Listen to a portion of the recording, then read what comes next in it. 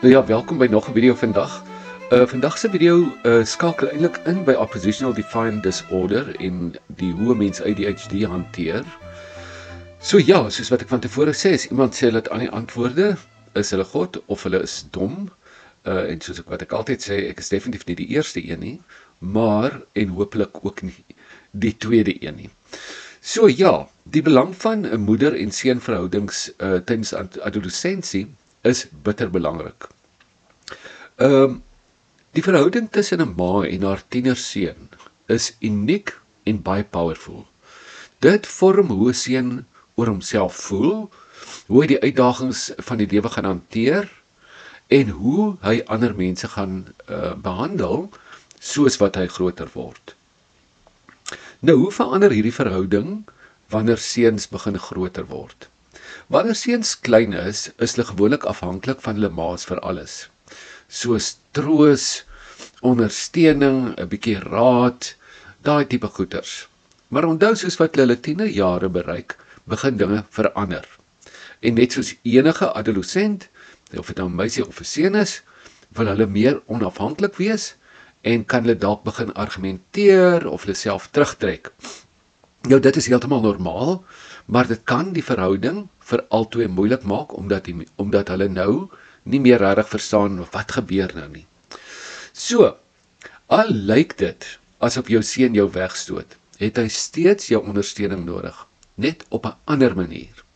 So, wat is die ander manier? Die ander manier is, jy is 'n veilige emosionele anker, of maans is 'n veilige emosionele anker vir hulle kinders, sonder om hulle te probeer beheer of oorheers. Seuns wil dalk nie meer alles met hulle ma deel nie, maar hulle het tog daardie wete nodig, dat daar altyd 'n veilige plek is waar hulle kan aanvaar word en verstaan word sonder om geoordeel te word. Die tweede ding is, verleiding sonder om te preek. Hulle soek nou nie meer instruksies nie. Hulle waardeer eerder leiding in die vorm van eerlike oop gesprekke, waar hulle mag kies, maar ma steeds wysheid in perspektief kan bied. Die ander ding hoekom seuns se verhouding met hulle ma so belangrik is dat werk gedoen word, of net die blote manier waarop die ma haar hanteer, as 'n modelwerk vir hoe vroulike verhoudings werk. Hoe 'n ma haar seun behandel, wys hom onbewustelik hoe die seun vroue gaan behandel in die toekoms. Respek, empatie, gesonde grense, al hierdie goed leer hom hoe toekomstige verhoudings moet lyk. En hopelik gee ma die regte seine af. Die ander deel is vir emosionele ontwikkeling. Baie seuns word groot met die idee dat hulle gevoelens moet wegsteek. 'n Ma kan help om emosies te normaliseer en te wys hoe om oor moeilike goed te praat, sonder om vir hulle te laat swak voel. Die vyfde een is, as iemand wat bly glo in hom, selfs maak hy foute. Tieners maak foute, dit is nou maar net so. Maar wanneer 'n ma haar seun se menswaardigheid bly beskerm, al is hy soms kwaad of teleurgesteld, help dit hom om selfrespek te behou en te leer uit die keuses wat hy maak. Die ander een, nommer 6, is ruimte en vertroue. Tienerseuns wil voel dat iemand glo hulle kan self besluite neem, maar met die wete dat ma daar is as dinge skeefloop.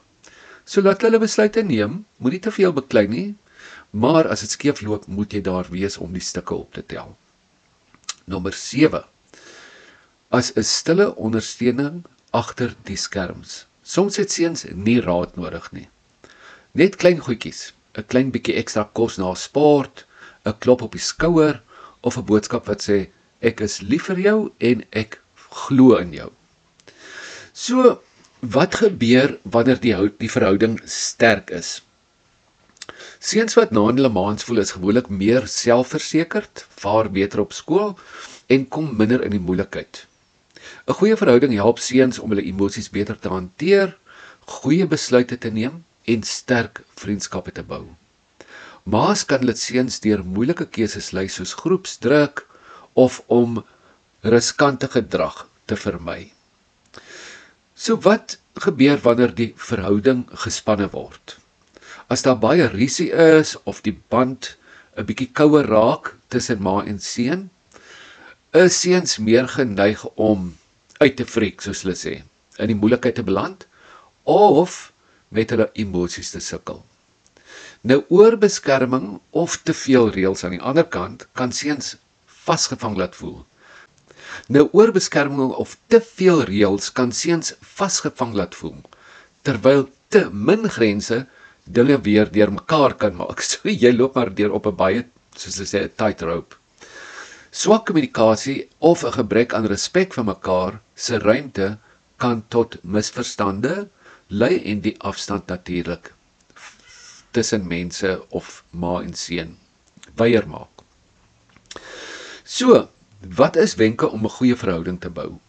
Hou die kommunikasie oop, eerlike gesprekke, selfs oor die moeilike goed soos wat ek laas gesê het, bou vertroue, respekteer onafhanklikheid. Laat jou seun sekere besluite self neem, maar wees altyd daar vir raad en ondersteuning. Die ander een is, stel duidelike grense, gee mekaar ruimte, maar bly in kontak. Wys empatie en begrip is die ander een. Onthou, tiener wees is moeilik. Om te luister sonder oordeel beteken baie. So as 'n kind met jou kom praat, is dit ook belangrik om hierdie vraag te vra. Wil jy hê ek moet net na jou luister? Of soek jy my opinie of my raad? Nou, kom maak dit saak vir die toekoms. Hoe 'n seun met sy ma operate, vorms dikwels hoe hy later met vroue en verhoudings omgaan as 'n volwassene. Seuns met gesonde verhouding met hulle ma's is geneig om gelukkiger, meer suksesvol en meer gebalanseerd in hulle verhoudings te wees. Nou 'n moeder-seun verhouding in die tienerjare is nie altyd maklik nie, maar dit is ongelooflik belangrik. Met geduld en respek en oop kommunikasie kan ma's en seuns saam deur hierdie veranderings beweeg en sterker aan die ander kant uitstap. So as jy 'n ma of 'n seun is wat hierdie kyk, dink aan die een ding wat jy vandag kan doen om julle verhouding bietjie sterker te maak.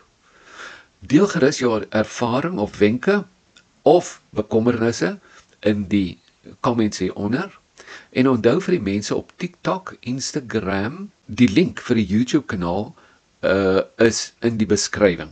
So ja, as jy voel hierdie video is belangrik of kan iets vir iemand beteken, deel dit asseblief met hulle, subscribe aan die kanaal en dan gaan ons verder kyk na probleemgedrag in die volgende video. Ek het net gedink hierdie een is dalk belangrik vir hierdie video. Alright, nou maar goed. Bly geduldig, wees lief vir jou kinders, byt vas, moet nooit opgee nie en beheer jou hier meer. Alright, goed, tot 'n volgende keer dan. Totsiens.